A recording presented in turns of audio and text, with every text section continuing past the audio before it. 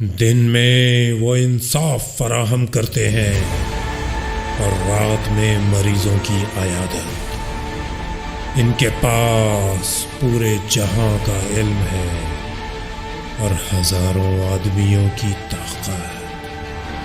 وہ بھاری سے بھاری شے بھی اٹھا سکتے ہیں اور کبھی میدان سے فرار نہیں کرتے۔ یہ وہی ہیں جنہیں ہم مشکل کشا کہتے ہیں۔ پیارے بچوں، پرانے وقتوں کی بات ہے کہ جب مشکل کشا مین کے شہر میں ایک بہت ہی عجیب سا مگر بہت ہی دلچسپ مسئلہ پیش آیا۔ ہوا یوں کہ جب دو عورتیں ایک بہت ہی معصوم سے پیارے سے بچے کے بارے میں جھگڑا کر رہی تھیں، ایک عورت کہہ رہی تھی، چھوڑو چھوڑو، مت چھینو، یہ بچہ میرا ہے، مجھے دے دو۔ جبکہ دوسری عورت بھی یہی کہہ رہی تھی، جی نہیں، یہ بچہ میرا ہے، مجھے دو۔ اس شہر میں کسی کو سمجھ نہیں آ رہا تھا کہ آخر یہ مسئلہ کس طرح حل کریں، کہ اس بچے کی اصل ماں آخر کون ہے۔ بس پھر ہوا یوں کہ یہ مسئلہ جو کسی سے حل نہ ہوا، مشکل کشا مین تک جا پہنچا۔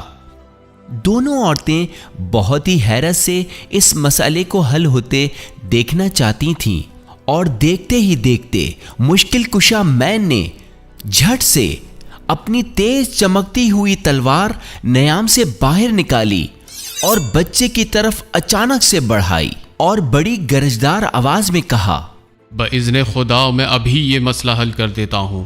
میں اس بچے کے 2 برابر ٹکڑے کر دیتا ہوں تاکہ تم دونوں کو ایک ایک حصہ مل جائے۔ شاید تم اس طرح نہ جھگڑو۔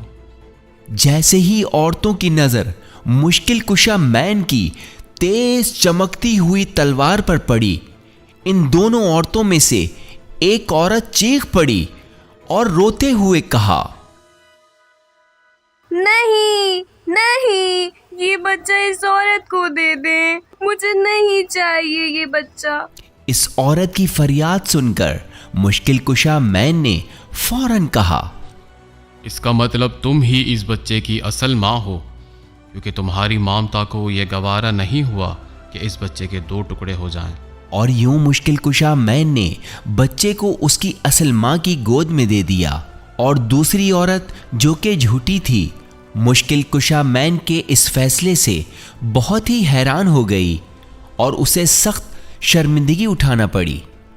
پیارے بچوں، دیکھا آپ نے کہ کس طرح مشکل کشا مین نے کتنی ذہانت اور عقل مندی سے یہ مشکل مسئلہ حل کر دیا جو کسی سے حل نہیں ہو رہا تھا۔